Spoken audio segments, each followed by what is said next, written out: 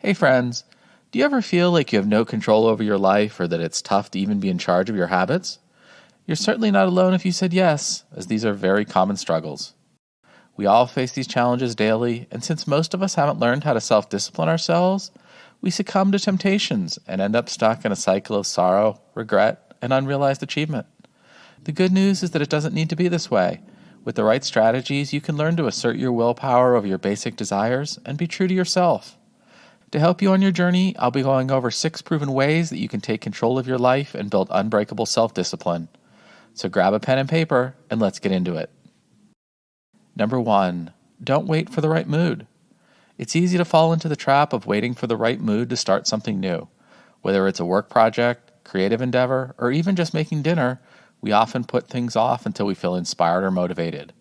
However, this can be a dangerous habit to get into. The problem is that the right mood rarely comes on its own, and by waiting for things to feel just perfect before we get started, we're often left stuck in a rut of inaction. Ironically, when we procrastinate, we are usually aware that we're not only avoiding the task at hand, but that doing so is also usually a terrible choice. Yet most of us still go ahead and continue to procrastinate. The problem is that humans have a built-in present bias. It's our natural inclination to favor short-term needs above long-term ones. So you can try all the self-control or time management strategies in the world. To truly overcome procrastination, you need to take a new approach to manage your emotions. It starts with a bit of self-compassion about your procrastinating. As strange as that bit of advice may sound, a 2010 study found that people who can consciously forgive themselves for procrastinating will naturally end up procrastinating less. The next step is to use the bigger, better offer technique. This mental hook seeks to change undesirable behavior through replacing the current reward of avoiding pain through procrastination with something better. Reframe the work or whatever task you're trying to accomplish by concentrating on its positive emotional qualities. Consider how you will feel once you've accomplished the assignment, or recall a time when you attempted something similar and succeeded. And from there, focus on the very first step. Don't worry about everything that you need to do to reach your goal.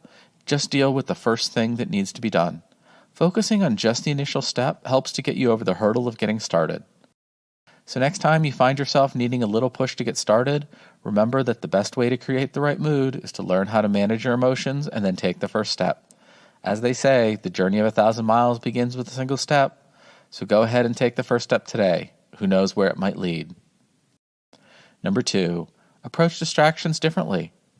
For many of us, it can be challenging to focus on a single task for an extended period of time. With the constant stream of notifications from our phones and the never-ending lure of social media, it's no wonder that we have trouble staying on task.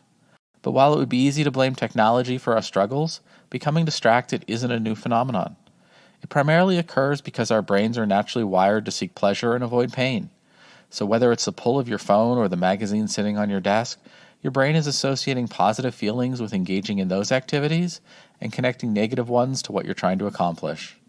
And while it is undoubtedly helpful to follow the traditional advice of reducing potential sources of distraction by doing things like putting your phone away, closing out all of your unrelated tabs, or finding a quiet place to work, that will only get you so far. You also need to work with your own psychology and build up your ability to focus despite any internal or external distractions.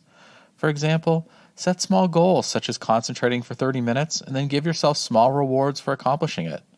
Over time, as you consciously build up your capacity to focus, you'll find that you'll be able to consistently give your full attention to the task at hand. And as you do, the things that used to be distractions won't matter because you have the self-discipline to focus on what needs to be done. Number 3, proper goal setting. It's one thing to set a goal, but it's another thing entirely to achieve it. Whether it's starting a business, training for a marathon, or learning a new skill, setting clear goals and having an execution plan is essential for success. Goals provide focus and direction, while execution plans provide the roadmap for achieving those goals. Without both of these elements in place, it's easy to get lost along the way and give up when the going gets tough. The key is setting goals that are as specific as possible, but also sufficiently challenging. If the goal is too easy, it's unlikely to motivate you or even be worth attaining. Additionally, be willing to revisit your goals continually. This may even include modifying or changing your goals as time goes on. This constant revisiting of your goals is necessary to keep you focused on what you're trying to achieve. More importantly, it makes sure that the goals and the underlying reasons behind them stays front and center in your mind and doesn't get lost in your distant memory. So if you're serious about achieving something great, remember to set your goals high and make sure that you have a comprehensive plan for bringing them to fruition. Number 4, create new habits and rituals. Anyone who has ever tried to improve their life knows that it's not an easy task. It requires a lot of dedication to develop a new habit, especially if it's not something that comes naturally to you. However, there are some things that you can do to gradually improve your self-discipline and make it easier to stick to a productive routine. One of the most important things is to start small. If you try to change too many things at once, you'll become overwhelmed and give up. Instead, focus on 1 or 2 behaviors that you want to improve. For example, if you want to write for 2 hours every day, start writing for just 15 minutes. Once writing for that amount of time comes easily, you can gradually increase the amount of time you spend on it. It's constantly engaging in the activity that will build the habit, not the specific amount of time you write for.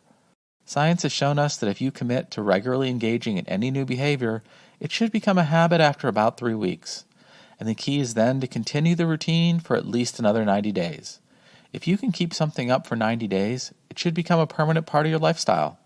Remember, Rome wasn't built in a day, and neither are new routines or developing the self-discipline to maintain them. Number 5, think long-term. Every day we face a multitude of choices. Some of these choices are small and have little consequences, while others can significantly impact our lives. But when it comes to the options for developing self-discipline, it is essential to think long-term. Consider how your decisions will affect your immediate future and your long-term goals. Will it help you achieve your objectives, or will it set you back? Every choice you make has the potential to shape the course of your life, so it's essential to think carefully about the implications of your actions. By taking the time to consider the long-term effects of your decisions, you can improve your self-discipline and make choices that will lead to a more prosperous and fulfilling future. Number 6, forgive yourself and keep moving forward. Everyone has moments of weakness where they lapse into old bad habits. It's human nature. What separates the successful from the unsuccessful is what you do after messing up. Do you beat yourself up and give up, or do you forgive yourself, learn from your mistake, and keep moving forward? People who successfully develop strong self-discipline understand that lapses are a normal part of the journey. They don't dwell on them or use them as an excuse to give up. Instead, they see them as opportunities to learn and grow. They take responsibility for their actions, learn from their mistakes, and commit to doing better next time. So if you find yourself making the occasional mistake, don't be too hard on yourself. Just pick yourself up, learn from your slip-up, and keep moving forward towards the future you desire. And that's all the time we have for today's video. If you learned something new, then be sure and hit the like button so we know you want to see more of this type of content. Till next time, have a great day.